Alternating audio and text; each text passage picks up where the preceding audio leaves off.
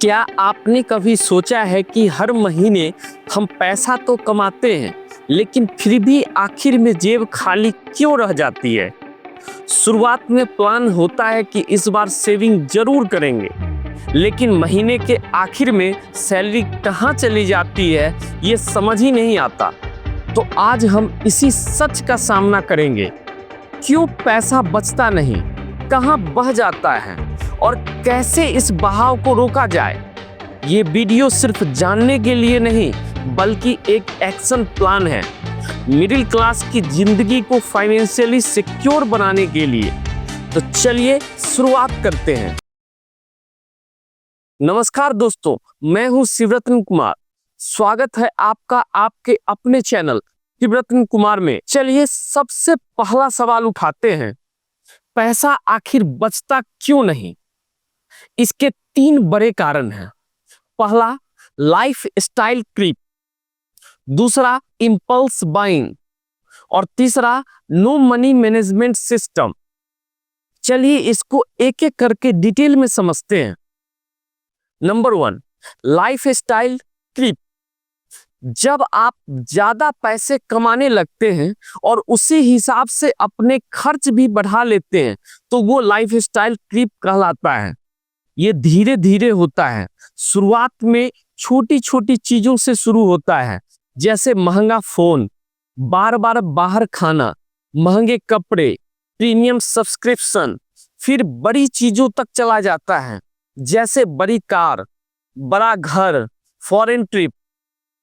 पहले आप 20,000 रुपये कमाते थे और 15,000 में घर चल जाता था, 5,000 रुपये बच जाता था। अब आपकी सैलरी 60,000 रुपये हो गई, लेकिन अब आप महंगे रेस्टोरेंट में खाना, ईएमआई पर आईफोन, नेटफ्लिक्स, जोमेटो, अमेजॉन सब कुछ कर रहे हैं। खर्च भी 58,000 हो गया। नतीजा, बचत वही 0 है। लाइफ स्टाइल क्रीप क्यों खतरनाक है? नंबर 1, सेविंग्स नहीं बढ़ती, पैसा आता है और चला जाता है। नंबर 2, इमरजेंसी फंड नहीं बन पाता। अचानक कोई मेडिकल या जॉब लॉस जैसी इमरजेंसी आए तो संकट। नंबर 3, इन्वेस्टमेंट नहीं होती, पैसा खर्च में उड़ जाता है। नंबर 4, मेंटल स्ट्रेस बढ़ता है, ईएमआई, लोन, दिखावे की दौड़। अब बात करते हैं second point, impulse buying. Impulse buying क्या होता है? जब आप कोई चीज पहले से प्लान किए बिना उसकी जरूरत को समझे, सिर्फ देखकर, विज्ञापन देखकर या मूड के हिसाब से खरीद लेते हैं, तो वह इंपल्स बाइंग होती है। ये आमतौर पर छोटी छोटी चीजों से शुरू होता है, जैसे ऑनलाइन शॉपिंग, ऑफर देखकर कुछ खरीद लेना, बाहर जाते वक्त अनप्लान कुछ खरीद लेना। लेकिन ये धीरे धीरे बड़े खर्चों का रूप ले सकती है। मैं आपको बताता हूं इंपल्स बाइंग के रियल लाइफ एग्जांपल्स। आप अमेज़न खोलते हैं बस कोई प्रोडक्ट चेक करने के लिए। आपको वहां दिखता है टुडे डील 60% ऑफ। देखकर आपने एक ब्लूटूथ स्पीकर खरीद लिया, जबकि आपके पास पहले से एक है और नया खरीदने की कोई जरूरत नहीं थी। इंपल्स बाइंग के पीछे की साइकोलॉजी को समझिए। नंबर 1, इंस्टेंट ग्रेटिफिकेशन, तुरंत खुशी चाहिए। Number 2, fear of missing out, जिसको फोमो भी बोलते हैं, अभी नहीं खरीदा तो ऑफर चला जाएगा। नंबर 3, सोशल प्रेशर, दूसरों को देखकर लगता है कि हमें भी चाहिए। नंबर 4, रिटेल थेरेपी, मूड खराब है, कुछ खरीद लो, अच्छा लगेगा। इंपल्स बाइंग के नुकसान बहुत ज्यादा होते हैं। नंबर 1, बजट खराब हो जाता है, जरूरी चीजों के लिए पैसे कम पड़ जाते हैं। नंबर 2, क्रेडिट कार्ड का बिल बढ़ जाता है, ब्याज के चक्रव्यूह में फंस जाते हैं। नंबर 3, सेविंग्स और इन्वेस्टमेंट पर असर पड़ता है, पैसा उड़ता है, भविष्य की प्लानिंग अधूरी रह जाती है। नंबर 4, खरीदने के बाद पछतावा, मैंने ये क्यों खरीदा। अब नंबर 3 वाले पॉइंट पे बात करते हैं, no money management. No money management यानी पैसे का सही ढंग से प्रबंधन नहीं करना। एक ऐसी स्थिति है जहां व्यक्ति कमाता तो है, लेकिन न उसे पता होता है कि पैसा कहाँ जा रहा है, न ये कि कितना बच रहा है, और न ही वो भविष्य की कोई प्लानिंग करता है। इसका सीधा असर उसकी आर्थिक स्थिति, मानसिक शांति और जीवन की सुरक्षा पर पड़ता है। इसको एक रियल लाइफ एग्जाम्पल से भी समझते हैं। रीना को हर महीने 70,000 रुपए सैलरी मिलती है। उसके पास ना कोई हेल्थ इंश्योरेंस है, ना कोई निवेश। एक दिन उसकी माँ की तबीयत खराब हुई और अस्पताल में 40,000 का बिल आया। उसे मजबूरन अपने गोल्ड लोन पर गिरवी रखना पड़ा। कारण इमरजेंसी के लिए जीरो प्लानिंग। अगर आप मनी मैनेजमेंट सही तरीके से नहीं करते हैं तो इसके बहुत सारे नुकसान हैं। Number 1, zero savings. कमाते हैं पर कभी पैसा नहीं बचता। नंबर 2, डेब्ट ट्रैप में फंसना, बार बार क्रेडिट कार्ड या उधारी पर निर्भर रहना। नंबर 3, फिनेंशियल स्ट्रेस, हर समय पैसों को लेकर तनाव। नंबर 4, नो वेल्थ क्रिएशन, पैसे की कोई ग्रोथ नहीं, रिटायरमेंट तक कोई सिक्योरिटी नहीं। नंबर 5, लाइफ गोल्स अधूरे रह जाते हैं। घर, बच्चों की पढ़ाई, यात्रा सब सपना बनकर रह जाता है। अब सवाल है, आखिर हम लोग पैसा ट्रैक क्यों नहीं करते?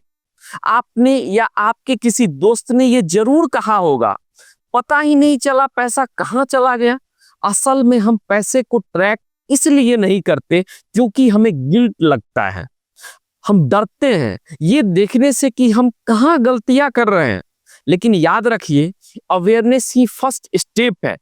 हर रात सिर्फ 5 मिनट बस अपने खर्च लिखिए, आप खुद देखेंगे कि पैटर्न्स सामने आने लगेंगे। अब बात करते हैं मिडिल क्लास के उस साइकिल की जो फाइनेंशियल टेंशन का असली कारण है, कैश फ्लो ट्रैप। रोजगार है, ईएमआई है, जिम्मेदारियां हैं, लेकिन बचत जीरो। मान लीजिए राहुल की सैलरी है 40,000 रुपया। उसने 12,000 रुपया रेंट में दिया, 8,000 रुपया ग्रोसरी में खर्च किया, 6,000 रुपया ईएमआई, 4,000 रुपया पेट्रोल, 3,000 रुपया खाना बाहर का, 2,000 नेटफ्लिक्स प्लस अमेजॉन और 5,000 रुपया का इम्पल्स शॉपिंग। अब बताइए सेविंग कहाँ से होगी? एक तो हम लोग में सबसे बड़ी प्रॉब्लम है status show off and comparison करना। आज की दुनिया कंपैरिजन पर चल रही है। उसने विदेश ट्रिप डाली तो मुझे भी जाना चाहिए। उसके पास नया फोन है तो मेरा भी पुराना लगने लग जाता है। याद रखिए, दिखावे के लिए लिया गया कर्ज भविष्य का दर्द बनकर आता है। अब लोग बोलते हैं भाई समस्याएं तो बहुत हैं, बट अब इस समस्या का समाधान क्या है? अब क्या करें?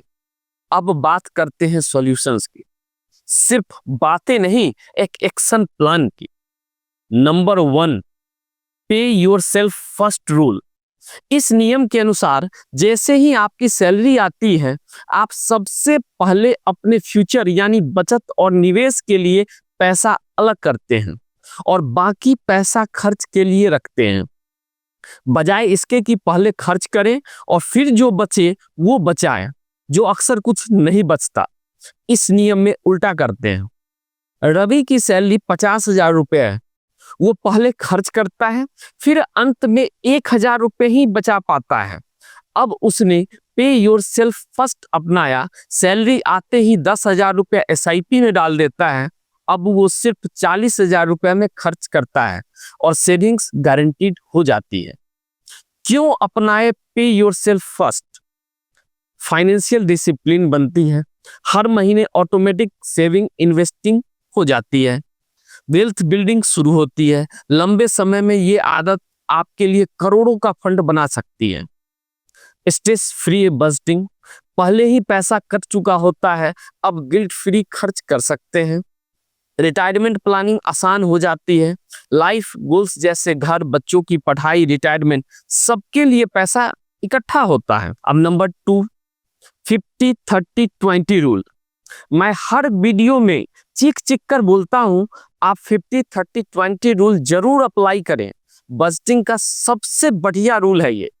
50-30-20 रूल एक बहुत ही पॉपुलर और आसान बजटिंग रूल है, जिसका इस्तेमाल करके आप अपनी इनकम को 3 हिस्सों में बांट सकते हैं।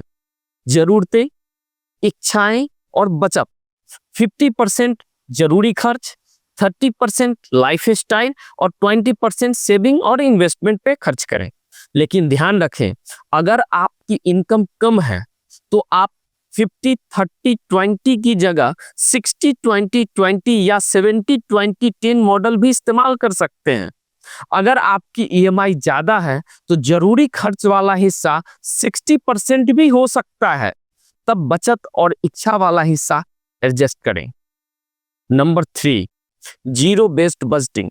जीरो बेस्ड बजटिंग यानी ऐसा बजट प्लान आप जहां आपकी हर एक कमाई का कोई ना कोई काम पहले से तय होता है। इस तरह के महीने के अंत में आपका बैलेंस जीरो हो जाए, लेकिन बिना फालतू खर्च किए। जीरो बेस्ड बजटिंग का मतलब है income minus expense minus saving minus investment is equal to zero. यानी आपकी पूरी इनकम को आप पहले ही बांट देते हैं। कुछ हिस्सा खर्च में जाएगा, कुछ हिस्सा बचत में, कुछ हिस्सा निवेश में और आखिर में जीरो बचना चाहिए। इसमें हर रुपए को एक काम दिया जाता है, कोई पैसा भटकता नहीं है। Number 4, emergency fund. Emergency fund यानी ऐसा फंड जो आपात स्थिति में इस्तेमाल के लिए रखा गया हो। वो पैसा जो आपकी रेगुलर इनकम पर निर्भर किए बिना आपके खर्चों को कुछ समय तक चला सके। इस फंड को ना तो निवेश के लिए यूज किया जाता है, ना ही शॉपिंग या घूमने के लिए। ये सिर्फ बुरे वक्त के लिए होता है। इमरजेंसी फंड क्यों जरूरी है? नंबर 1, नौकरी चली जाए तो कुछ महीनों तक घर चल सके। नंबर 2, मेडिकल इमरजेंसी के लिए तुरंत cash. Number 3, loan EMI time पर चुकाने में मदद करता है। नंबर 4, मानसिक शांति बिना उधारी या क्रेडिट कार्ड के। कम से कम 6 महीने के जरूरी खर्चों के बराबर इमरजेंसी फंड होना चाहिए। अगर आप चाहते हैं कि आपकी जिंदगी में पैसा बचे तो सैलरी बढ़ने से पहले सोच बदलनी होगी, सिस्टम लाना होगा। कमाने वाला हर कोई अमीर नहीं होता, लेकिन सोच समझकर जीने वाला जरूर हो सकता है।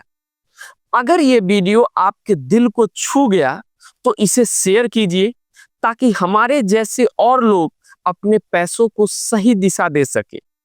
मिलते हैं अगले वीडियो में। तब तक के लिए कमाई पर नहीं, समझदारी पर भरोसा रखिए। और हाँ दोस्तों, चैनल को सब्सक्राइब जरूर कीजिए।